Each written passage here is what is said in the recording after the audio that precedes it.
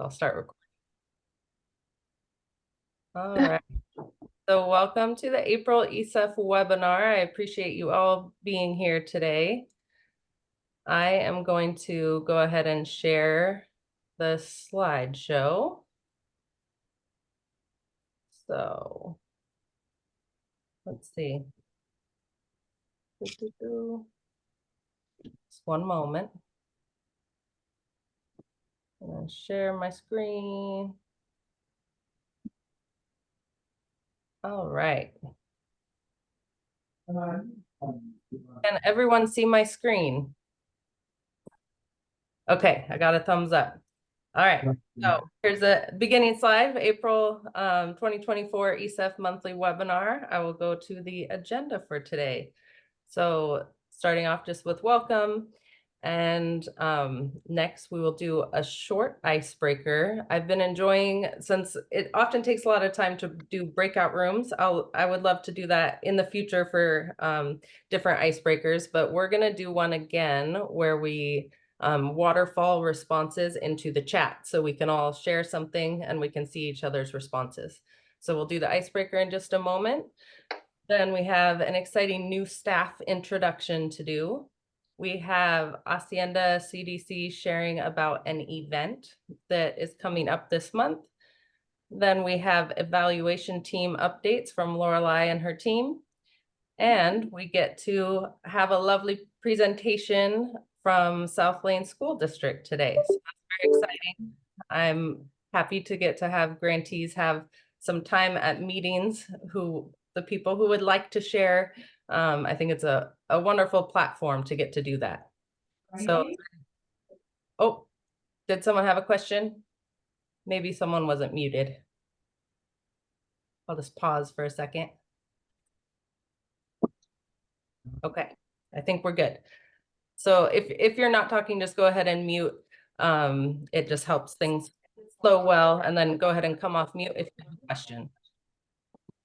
So last, I will give a couple general updates, and then from 12 to 12:15, you are welcome to stay on for questions.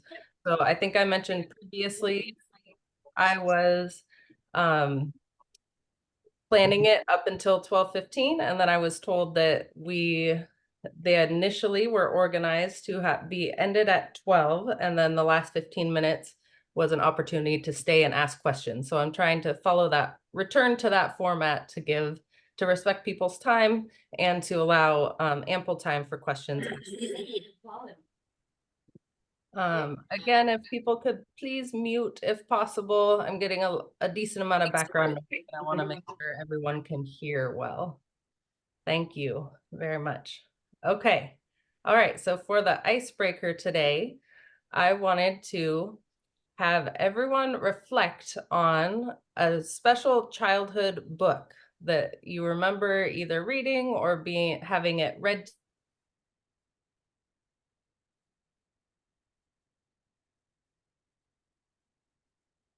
Emma, you're muted.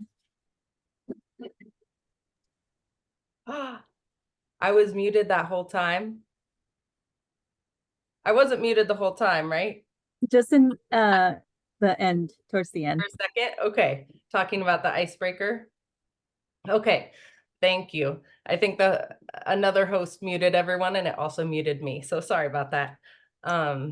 Okay, so for the icebreaker, I'm wanting everyone to share a favorite childhood book, something that stands out that was special to you, that you either had read to you or that you read, looked at the pictures or read when you were a young one, and maybe why it was something special to you. And then if you also want to share a favorite book as an adult that you've really enjoyed, I really love getting book ideas from others. And if you're not a big reader, which I recognize not everyone is, I'm a moderate to light reader.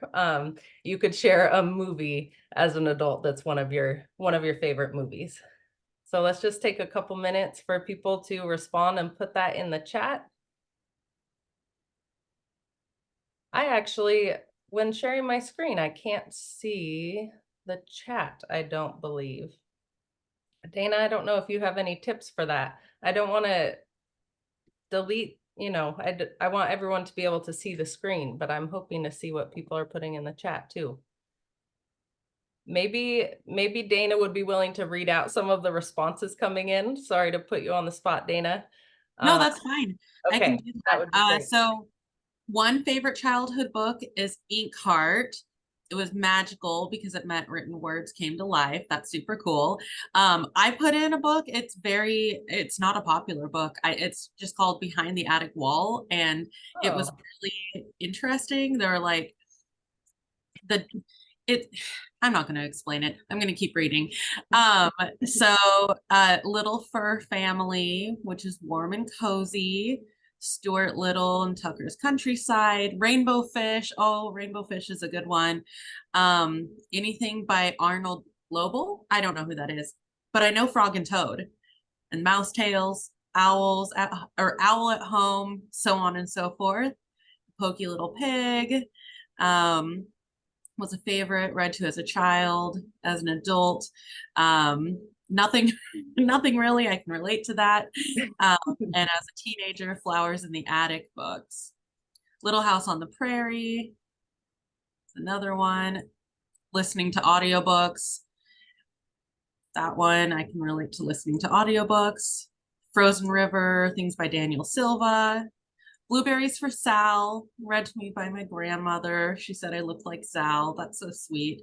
ah, More Little House on the Prairie, the Women by Kristen Hanna, June B. Jones, got Kamisha into reading. Ooh, I love there's hearing all these. Little Fur Family is on my shelf right now. It's one of my favorites. Very magical. more. Oh, Junie B. Jones. Thanks for correcting that. Rainbow Fish, Dr. Seuss, Harry Potter. Where the Wild Things Are. That's another kid's book. Mm. Oh, Stinky Cheese, man. It's a funny one. And Esperanza Rising. I'm sorry if I've skipped some of these, but there's so many. I Yeah. want to get as many as I can. The Spot series by Eric Hill. More Little House on the Prairie. Lots of commonalities and childhood favorites, it sounds like. And hopefully with the adult books that are shared, someone can get an idea of what to put on their reading list next.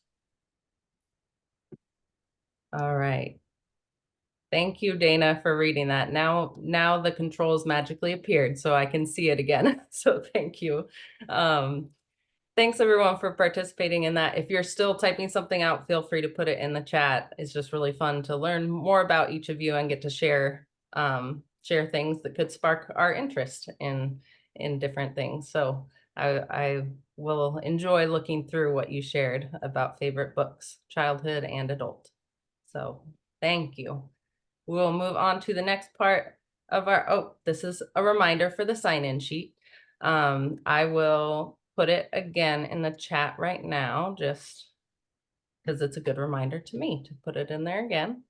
So remember, when you sign on at some point during the webinar, just make sure to click on that form so that we can get your attendance recorded. We'll go to the next slide. All right. So this brings us to new staff introduction. So Dana, if you want to start, and then you could introduce the new staff member and then they could introduce themselves. Yeah, definitely. Well, hi, everybody. It's nice to be here. I'll still probably continue to show up. As you know, I've transitioned from the Equity Fund grant manager to the Oregon Tribal Early Learning Alliance liaison role in January, and I've continued to assist with the Equity Fund grant in the meantime while we work to onboard someone, and that someone is here. So I will pass it over to Brandon, and I'll let Brandon talk about themselves. Thank you, Dana. I appreciate that. Hi, everyone. I'm Brandon, obviously, and I'm super stoked to be here and really looking forward to getting to know all of you as well as your projects and just kind of building that rapport and knowledge both from Dana and y'all. As you can see on the slide, I'm new to DELC, and I'm coming on board for OPK as well as ECEF. And my background is really varied, a lot of mental health, a lot of more grantee side of things than this. So I'm really excited to beef up my knowledge and get going with that. Please reach out just for like a quick get to know me. I'm super excited to do that. Some really neat facts about me. One of the pictures, you can see my 2 dogs. They are a handful and also great, as well as I really enjoy plants, and also just weird oddities. They bring me a lot of joy. And my kids currently are doing 4-H. So right next to me, they're not easy to grab or I would pop them on camera. I have 3 turkeys and a brooder. So when I say my house is overrun, we've got kind of stuff everywhere. So really looking forward to kind of sit back in the meeting and just absorb the rest of it and to get to know you all. Awesome. Thank you so much, Brandon. We're really excited to have you. And yeah, looking forward to you getting to know all of our grantees and joining our webinars in the future. And yeah, just moving forward, working together. So thank you. And thanks for introducing yourself. All right. So I'm going to go to the next slide. So I hope that Flor is here today from Hacienda. We talked about just a brief sharing of a community event that is coming up. So I have this slide in English and the following slide has the information in Spanish. So Flor, if you're here, you could go ahead and unmute, or if she's not here, maybe someone else from Hacienda would be willing to just talk briefly about the community fair. I saw in the chat that Flor and April are both here on the phone now because the internet is unstable. So Oh, darn. Okay. Let's, oh, okay. Thank you. Good morning. My name is Marta Muñoz, work with Hacienda CDC. My pronouns are she, hers, ella. And the announcement is this very exciting street fair that is happening, excuse me, around the Cooley neighborhood on April 27th. There will be more than 60 community partners coming in to have this community gathering. So plenty of opportunity to network and celebrate Dia del Niño at the same time. I know that Sembrando Semillitas team is going to be offering a specific activity for the kiddos, which involves creating piñatas and some masks. So, excuse me, it will be a really exciting event, and counting with your presence and participation will make it even more meaningful. Thank you. Do you have any questions? Oh, it's from 11 to 2 p.m. on the 27th. Thanks, Marta. Sorry, we were trying to figure out this phone situation. Yeah, we're super stoked. We got a permit to close the street right in front of Hacienda so that it goes through Killingsworth, which is a really big deal for us and a really big deal for this neighborhood. We will have over 60 partners here, and food is paid for, I think, through the first 400-ish meals. So that's really exciting too.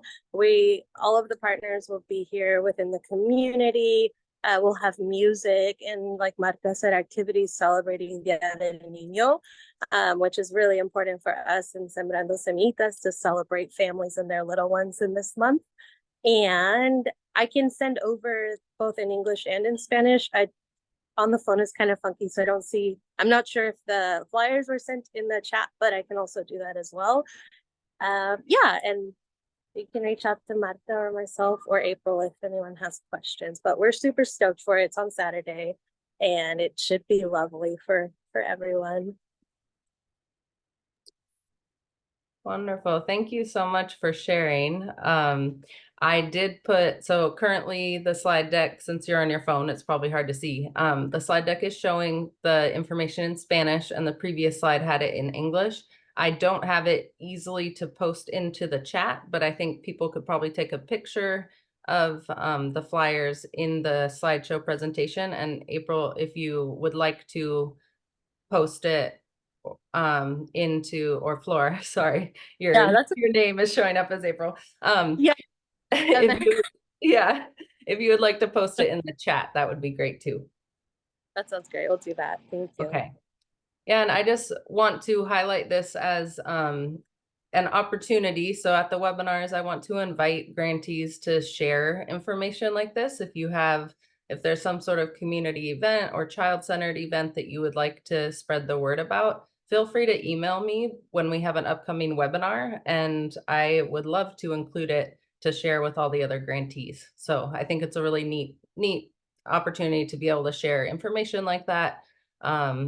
And yeah, I invite you to reach out if you have anything like that that comes up. All right. So next on our agenda, this is just a placeholder. I will stop sharing my screen. We have some updates from the evaluation team. So okay, I will stop sharing. Lorelei, I'll wait for you to come off mute. I believe you're here. Yeah. I'm here. Hello, but it's Alexis Okay. who's actually going to be sharing for us today. Okay. Great. I Yeah. just stopped sharing my screen so you can go ahead and share yours.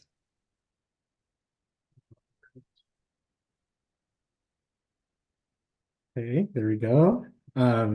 So hi everyone. I'm Alexis Guevara, and I'm just going to be spending about 3 minutes here to give some evaluation updates, mainly focused on the soft rollout of the caregiver tools. So as most of you know, I have been meeting with ECEF organizations to plan processes for data collection using the caregiver tools. This process and what it's looked like includes meeting with me, internal organization planning for the data collection, using the tools with families to get their responses in responsive ways, and then submission to my team. This rollout is being viewed as a practice run for official data collection that will happen next year, which will include both the caregiver tools as well as the child level tool. And the hope is that next time things will be a little bit easier having this practice. And I wanted to take just a moment here to congratulate and thank all the organizations that have already submitted their completed caregiver tools and have done their data collection. It has been awesome, and I feel really privileged to work with all of you. And yeah, it's been a great process. So thank you all for working with me and completing this. So just some general reminders as our target submission deadline of April 15th is rolling around. Completed surveys can be submitted to me in whichever manner is easiest for you. That's email, uploading to Google Drive, snail mail, and then also just a reminder for there to be no names on the submitted surveys. So if you do have any other questions as data collection is wrapping up, or any questions about submission, please do reach out to me over email, or we can schedule another meeting. And lastly, just wanted to plug the evaluation updates page. On this page, you can find more information on the soft rollout process, as well as other updates. I will post the links in the chat, both to the English and Spanish version, right after I'm done sharing my screen. So that's all that I had today. As I mentioned, really quick. So thank you all. Does anyone have any quick questions for the evaluation team before we move on?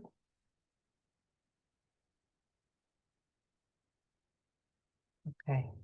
I am wondering if you could put the exact email that you would like the surveys to be sent to, just so we have no confusion about where to submit them. I got some sent to me in a roundabout way, and I just want to make sure they land in the correct hands. I think it can be confusing with all the different contacts that we have. Yeah. So I just put it in the chat. That would be Okay. my email. So skvar4@pdx.edu. And as Jen mentioned in the chat, I also have shared to each organization a personalized Google Drive folder that if you'd like to scan and upload to there, you can as well. So yeah, thank you. All right. Thank you. Can everyone see my screen again? Okay. I'm going to go to the next item on our agenda. And so we have reached the time for South Lane School District to do some sharing about their programming. And I just invited them to share, as I have to all of our grantees, to share whatever they'd like to highlight about programming, any information they would like to share. So I'm going to stop sharing my screen again. Yeah, we need to. Hello. So we're just, we got a strange message when we went to share the screen. So we're looking Oh, for why we might not be able to, it's down. Is it because I have it minimized? Is the No, only thing? no. Okay. It should pop up, but it's not giving us that opportunity. So we don't Oh. really need it. It's just nice to have some visuals to look at. So I'm Heather Murphy, the Early Learning and Family Resources Administrator. And I'm Sarah Canales. I'm the Early Learning Family Resources Supervisor. And I think it's probably safe to say some of you, I know we've had a lot of program sharing over the past few years that we've been involved with the ECEF grant.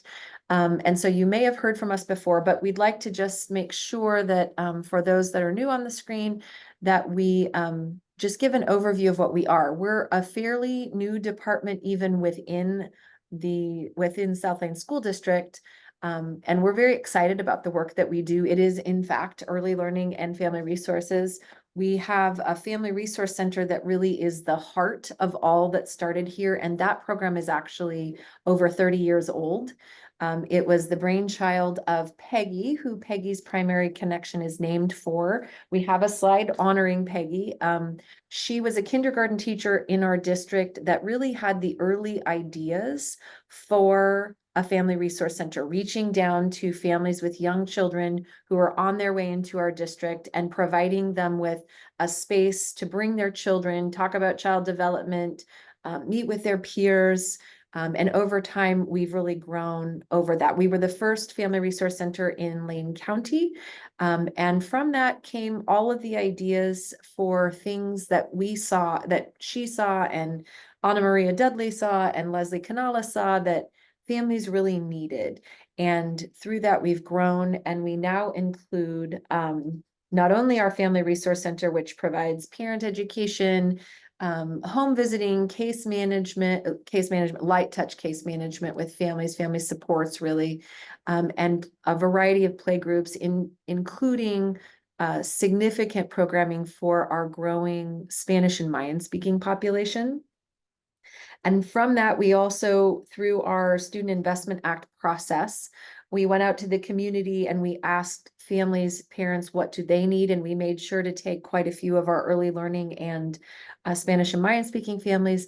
And the clear winners were more early learning opportunities and wraparound services for families. So from that, and mainly during the time of COVID, we grew our team to include community care specialist, a language support team where we have 2 Spanish and English interpreters and 1 Spanish, English, and Mayan mom interpreter, as well as our Little Lions Early Childhood Development Center. And we'll talk more about our programming in a moment. Anything to add?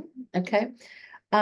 I'm going to interrupt for just 1 second. I Sure. think I can share my screen. I was able to access it. So I'm going to see if this works to share your slides. Thank you. Yeah.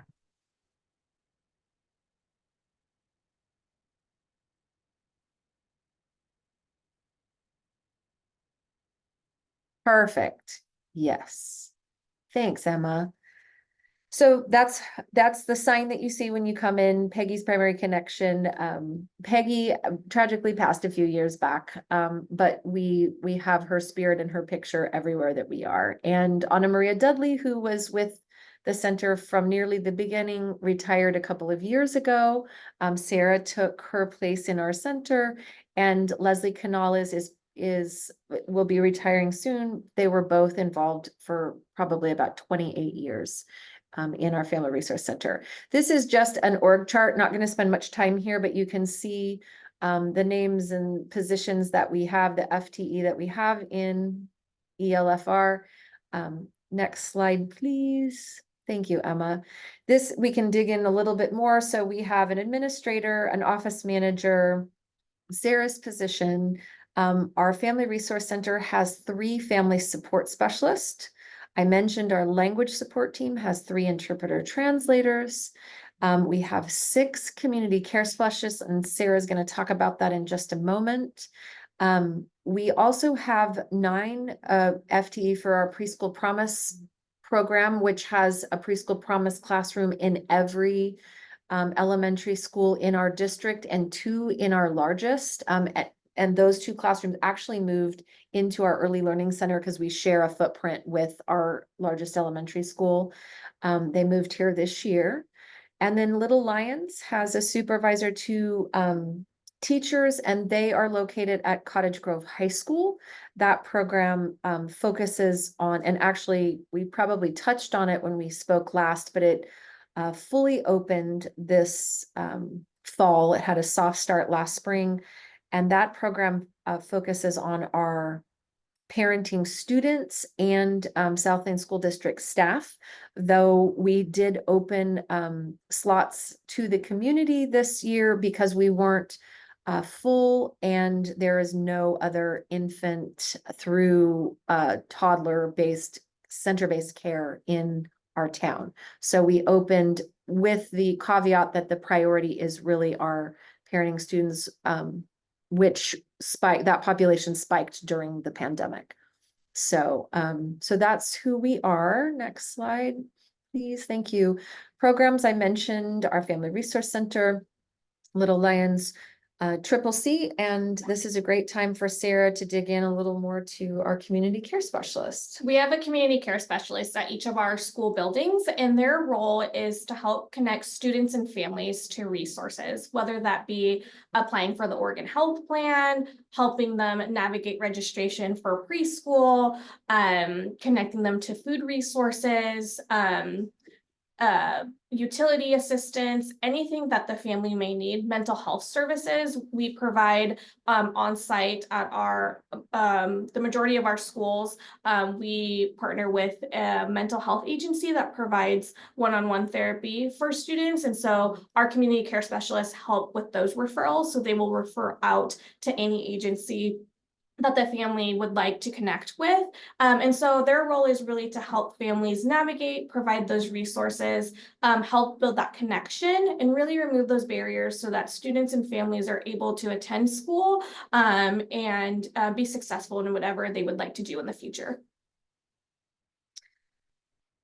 The programs that we just listed a few of here are programs that ECEF helped to support. We also have a wide variety of other services that we offer. We facilitate a monthly soup group in our community, which is not actually an acronym. We started that years ago, where we actually provide soup and bread. Now it is a hybrid meeting following the pandemic. So we still provide soup and bread, but we also have partners that participate online, and it is actually about half and half. We have over 170 providers on our mailing list, and that population changes each month, where we do significant updating and networking, but we also tease out a speaker every month so that there's a highlight on a certain community partner.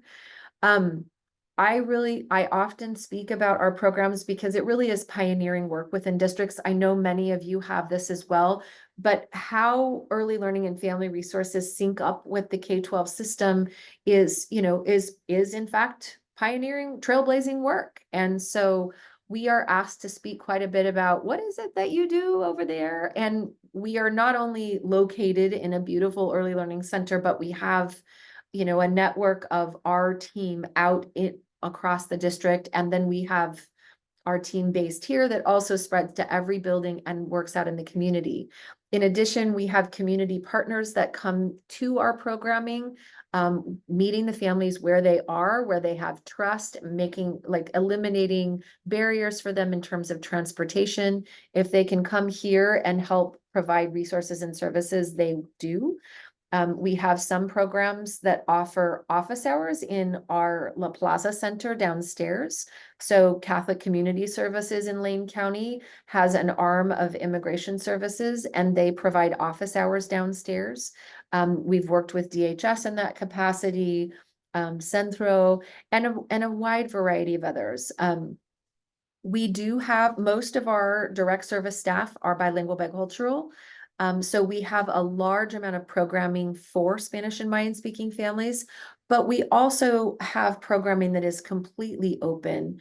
Our play groups are open, and there's a lot of integration between. So there's a wonderful mixture of offerings, and those are voluntary. Families from that then are identified as they're getting ready for the district.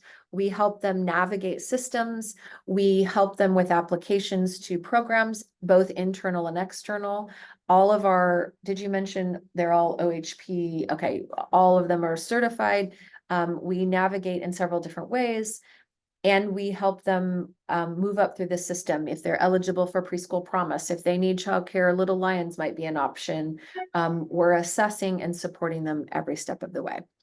And now we'd really like to kind of shift gears and give you an example of how our network recently was able to work. Our Cottage Grove was perhaps the hardest hit by the ice storm that happened a couple of months ago. And it was very unique. Even just a little bit to the north, there was maybe snow, but we had a significant ice storm that just knocked out all power, all abilities for people to even get in or out of their homes or town. It was very dangerous for several days.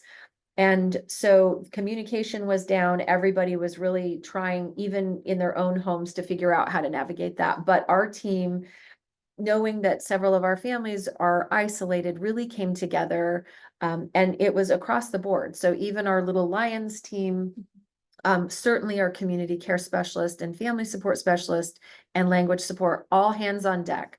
It was really kind of a symphony and a true testament to how this work can happen. Because we are that two-way arrow with our community, we were instantly called as soon as communication was up to a certain degree. Both Sarah and I received calls from partners saying, how can we get supplies and services that you need to you, knowing that we had the connection to the families and that things would get where they needed to go. And that we heard that quote many, many times. So there was a command center, control center, relief center in our county. And we were in direct contact with them. And that was a partnership between ODHS's emergency services, Lane County, and the Red Cross. And so we were able to communicate, obviously basic needs, food, heating, flashlights, just a wide variety of things started to flow in with direct communication. And really it was probably 2 or 3 weeks total where our team was first just getting supplies out, bringing them in, getting them out, helping families connect to this Red Cross Center, making sure they had the information. And then, getting a call about a semi truck full of firewood that was going to be delivered, and all they needed was a place and volunteers to help distribute. So we set that up with our local Elks Lodge. And within 3 hours, we literally gave away an entire huge semi truck full of wood, taking propane and flashlights and delivery of hot meals, delivery of food boxes. All of those things were taking place in our center. Following as people's power was starting to come back on, relief efforts really shifted to that systems navigation piece. So making sure that our community care specialists and family support specialists had the applications for relief efforts and watch and helping families fill those things out in English and Spanish. And Mayan Mom, I mean, just communicating that way so that families had what they needed. It really was, it was really difficult work, but our team just worked so beautifully together with our partners to make sure there are still families that are recovering. There are still branches on houses or in houses. And we continue to help families navigate. But it was wonderful to have a point of contact and for emergency services to have that trust in our team.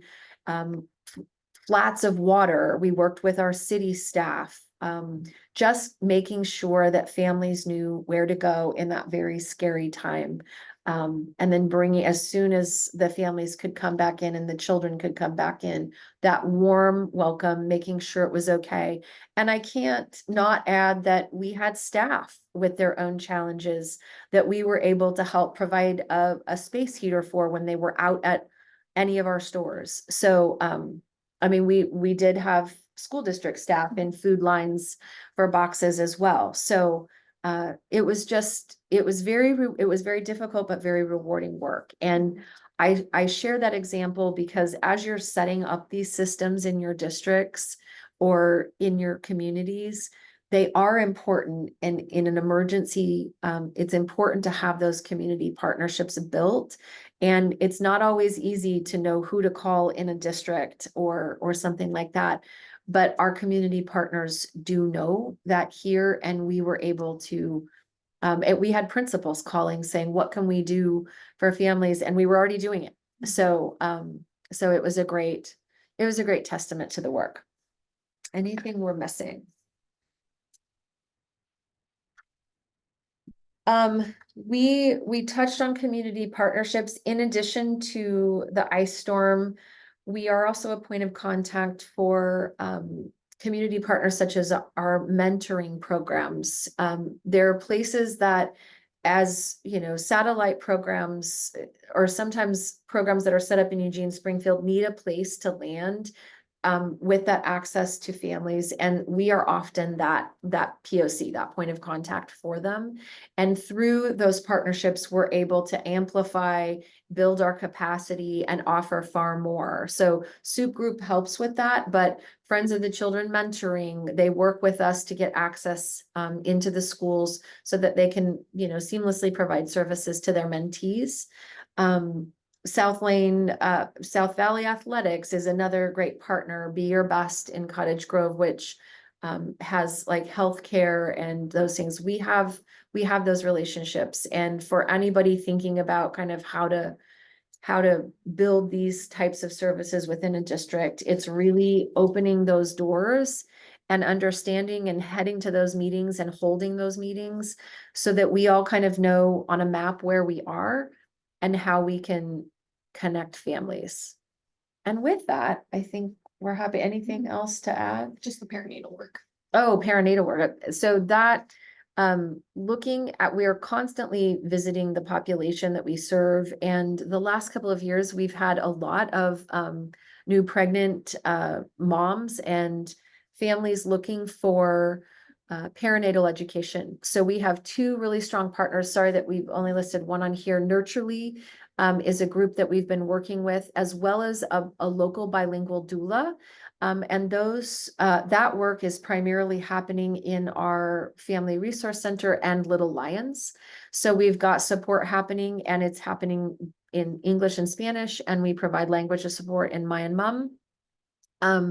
So that families are getting that information, and some of the families also continue to work, for example, with our doula individually. And we hold groups here. Parent education, we hold a wide variety of classes, primarily Nurturely. We offer each year in both English and Spanish. And Triple P, we have begun offering this year in English, hoping for Spanish in the future. We've offered Circle of Security at times, And we also coordinate with the Family Relief Nursery in town so that we're offering different programming at different times. So families, if they didn't catch our series, they can catch a series with them, and that provides a lot of seamless education. So, and with that, I'll open the floor for questions.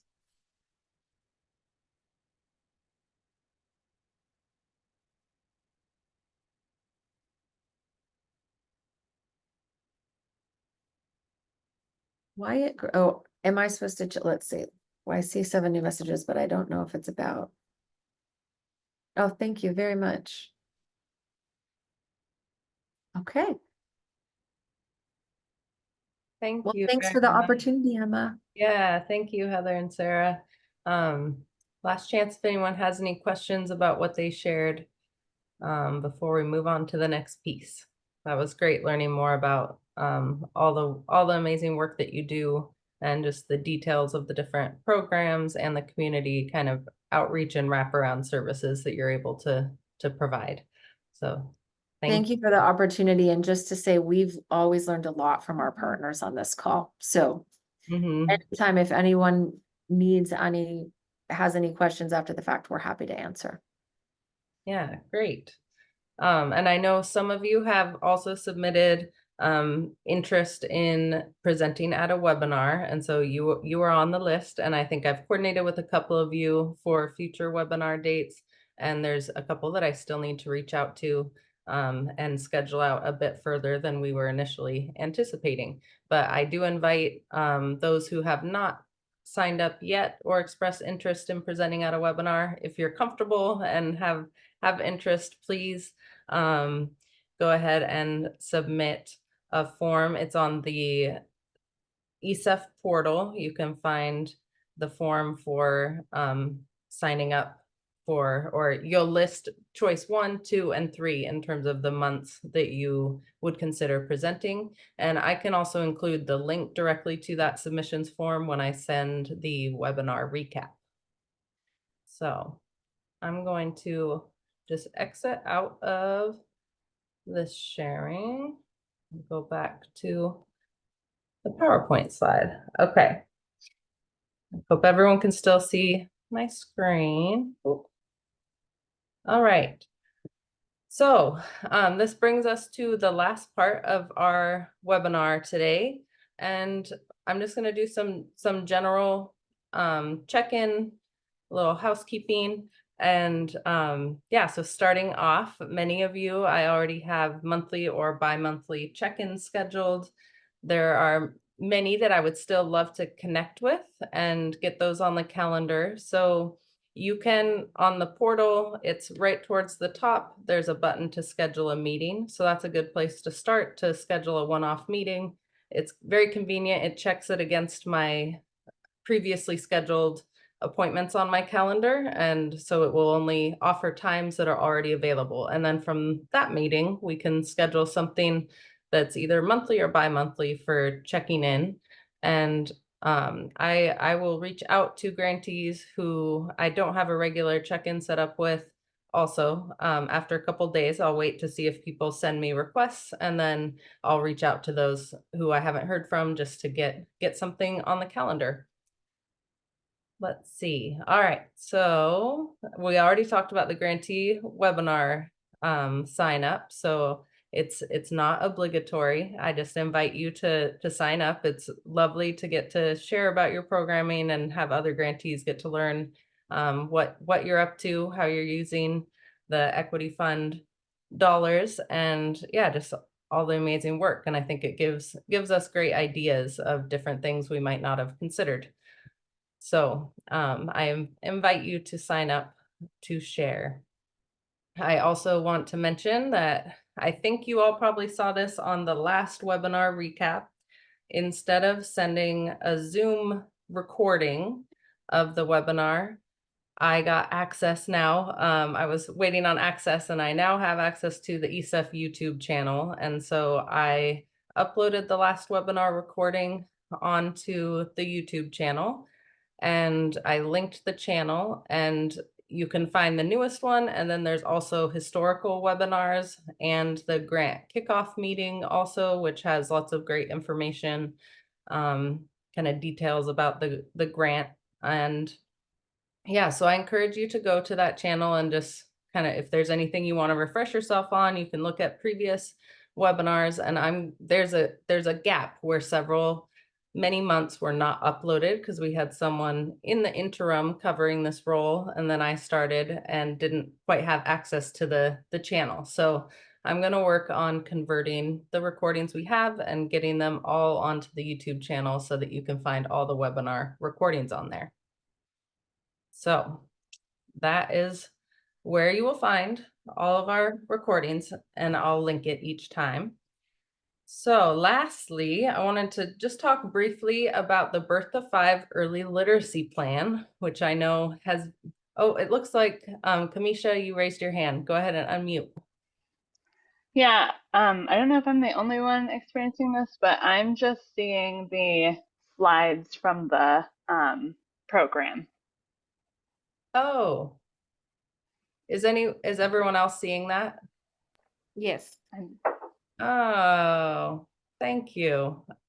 Weird. My screen shows I am sharing the correct screen. So thank you for bringing that to my attention. Yeah, no problem.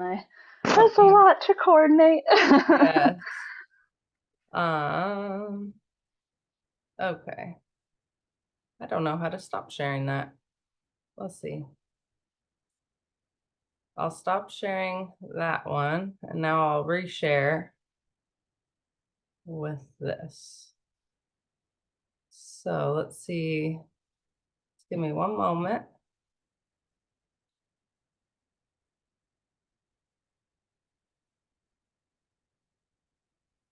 Okay. Thank you for raising your hand and letting me know. I appreciate it. Yeah, you're Okay. welcome. It's always hard to interrupt. No, that's okay. Are we back to the correct screen? Yes. Okay. Okay, good. Sorry, it was meant that you could follow along with what I was covering. So yeah, the first thing was the check-ins, then signing up for webinar sharing, and then I linked the webinar recordings, the YouTube channel where they can be found. So that brings us, hopefully you're all seeing the correct screen now. Sorry about that. That brings us to, yeah, just talking a little bit about the Birth to 5 Early Literacy Plan, which I know has been long awaited, and I've gotten lots of questions, and I still don't have some of the details that I know you are all looking for, but I just wanted to talk about it, address it with everyone, because I've talked about it with individual grantees at check-ins, but we hadn't really talked about it recently since Alyssa Chatterjee shared kind of about the overview of the plan. We hadn't touched base about it. So I just want to share that. So we're still in the development process with DELC. We're meeting regularly, figuring out kind of all the details, procedures, statement of work, all the information, all the important information that will kind of make up the grant. And I know that most of you from our conversations are planning to apply for those funds to be able to use them in the next fiscal year. And we're looking in terms of a timeline for the RFA, so the request for applications that will open, that should be opening in May or June. And as you can see, I don't have a specific date yet since it's all in the works, but I'm basically going to share out any tangible information as I get it. So as soon as I know a date for when that's going to be released and open to accept applications, I will be letting you know with as much notice as possible. And these funds are going to be open to current ECEF grantees to apply and to new temporary grantees so they wouldn't be new official equity fund grantees. They would just kind of be housed under equity fund for the year for this Birth to 5 early literacy funds. So I think that's all that I wanted to share about that, but I intentionally kept it short so that if people have questions, which I'm sure there are questions, that you can stay and ask about any wonderings in general, but also specific to the early literacy plan. And Dana, if you're still here and there's anything you would like to add, you could go ahead and hop on, but no pressure. Not sure if you're still here.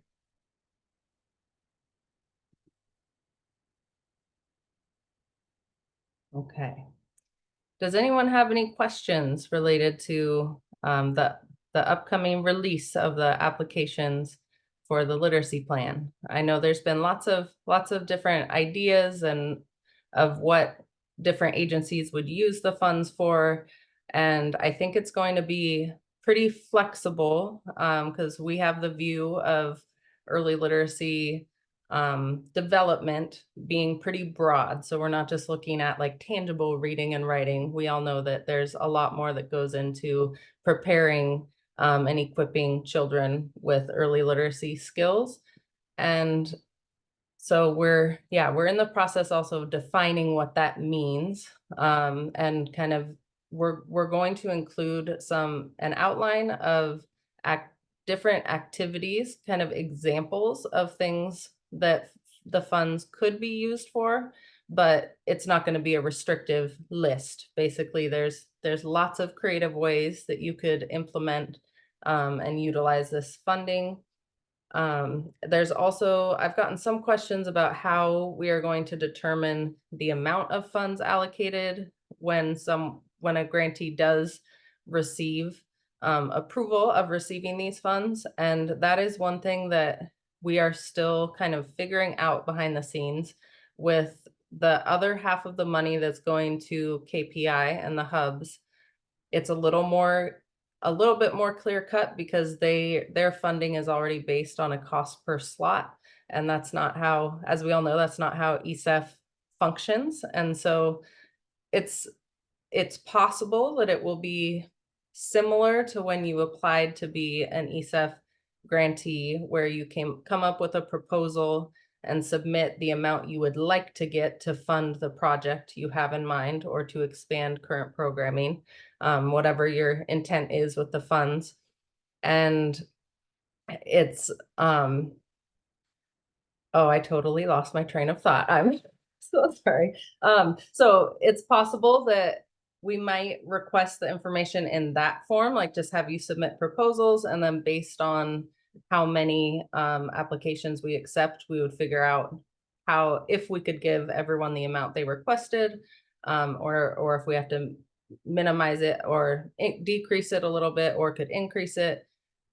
The other possibility is we give more of like an equal amount to everyone who is granted the funds. So that's a detail I don't know, and I know that's an important one, but we're doing our best to think it through really well, and we will definitely have that information soon about how that will be determined. I see there's a hand raised. Gabriella, go ahead and unmute. Yeah, I guess my question was, I see there's it'll be like May, June when we will have access to the RSA. Mm-hmm. Does that mean that funding won't be available till next fiscal year? Yes. Or, okay, so because Yeah. I think originally we were thinking that there would be funding, like May, June available, but if that's not the case, we should just plan that really we won't have access to these dollars till after July, and now we'll only have 1 year to spend it, correct? Yes. So Okay. Unfortunately, I wish that there were more time and that this whole process didn't take as long as it has. I'm learning still in my role as kind of a newbie that there's just lots of steps and processes that happen in the background, and yeah, of course, things take a while. So okay. yeah, so my understanding is I thought that the initial goal was to have funds available July 1st. So I wasn't sure that there was an intent to have it available sooner, but it's possible that it might not even be quite available the very beginning of July, but I believe that's what we're aiming for. But I think if if the RFA doesn't open until mid-June, I don't know how we could review and get the funds out the door by July 1st. So I was told it's possible it could be like later in July, but it wouldn't be pushed out much further than that. So I do Thank you. apologize. There's a wait, and it is a shorter, he'll have a year or a little bit, just under a year to apply and use those funds. And so, yeah, just take that into account when you're doing your thinking about how you would use them. Any other questions? Thank you, Gabriella, for your question. Kamisha? Yeah, I just put a question in the chat Oh, after sorry. meeting with you all to schedule our bi-monthly meetings. I was curious, like, what can we do to prepare for those meetings? What are you expecting from those meetings? Yeah. It would just be really helpful to know more. Yeah, that's a great question. So the check-ins have been fairly informal. It's just me and Josefina, our admin assistant, who is lovely, often joins, and she helps me by taking notes. So generally, I share any pending updates. So I've shared just a similar update on the Birth to 5 early literacy plan with grantees when I've met with them. I shared there's a new staff member hired that we would get to meet during this meeting. And I review the reports and grantee deliverables before the meetings. And if there's anything I notice that there's like either a discrepancy or something missing, that's a great time for me to check in with the grantee to just ask if there's any support needed or problem solve around something that has shown up on my end. Also, I often get great questions from grantees kind of relating to budget or relating to reporting. And if there aren't any tangible pieces like that, any questions or anything pending that we need to ask about, it's just really great for us to kind of build relationship, get to hear about any highlights from current programming that's happening, ideas for something you might want to do differently. And it's a place where you could ask about resources or other connections, or share thinking of something to bring into the following webinar. So really it's not anything specific you have to necessarily prepare for, but it's a good time if you have any lingering questions or wonderings, you can bring those to the table. I've also been able to send out copies of the reports that grantees have submitted, because I've heard the feedback that it's challenging once you submit a report, you can't go back to look at it necessarily.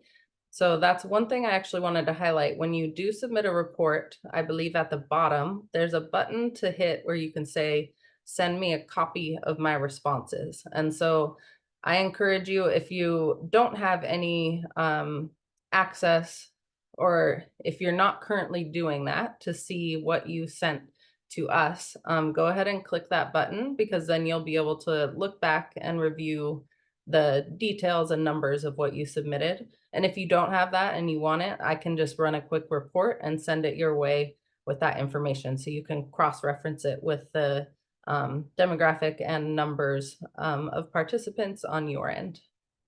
So that's a great question. Thank you for that, Kamisha. Oh, I saw something in the chat from Heather. She said, our system doesn't allow Zoom calendar invitations. Could we get the link listed on the ECEF portal? It would make it easier to find each month. Yes. Thank you. I have been meaning to get this meeting switched over to my Zoom account. It's currently still through Karina's, and I've been hesitant to cancel it and resend invites because we already have everyone on this meeting invite. So I was hoping to be able to just somehow transfer it to my account, and that hasn't worked. So that might be something that the beginning of like on July 1st, when we begin our new fiscal year, I think that would be the best time to do it. And because that's kind of when we're refreshing and kind of kicking off the second year of the biennium. And so I will, at that point, that's a good time to announce it. At that point, I'll send out a calendar invite. It will be a new one through my Zoom account, and I will post that one on the ECEF portal. Perfect. Thank you Yeah. so much. Yeah, thank you. I'm sorry that doesn't. No, our jive system well is with everyone's Google and it system. just doesn't allow us to, like, it doesn't transfer to our calendars. So we Yeah. have to look for it. So appreciate it very Yeah, much. of course. Any other questions anyone has? And if you have, I think if nothing is asked right now, we'll just wrap up, and whoever would like to stay to ask more like non-recorded questions can stay on. So let me just go. Okay, so in this slide deck, I just wanted to highlight, this is from the January 10th webinar that Alyssa Chatterjee, our early learning system director, she shared information about HB 3198, the birth through 5 literacy plan. And so I'm not going to go through these slides here, but I'm just showing you that these are linked to this webinar, since not everyone would think to go back to the January one. So when I send out the recap, it might be a good refresher if you're curious more details about the Birth to 5 early literacy plan. Go ahead and check out those slides again. And as usual, please don't hesitate to reach out with any questions or concerns. My contact information is below. And I also wanted to mention that I have added to my email signature, there's a little blue underlined button that says click here to schedule a meeting with me. And so that takes you to the same bookings link as if you were on the ECEF portal and clicking for it to check against my calendar. So that's a really quick way. If you just Google or in your email, you can find an email from me and just schedule a meeting through my email signature. So just wanted to highlight that part. So thank you everyone for attending today. I'm going to stop sharing my screen and then stop recording the meeting. So I appreciate you all being here. If you have additional questions, everyone else can feel free to sign off. And I look forward to seeing you all next month at the webinar. Thank you so much.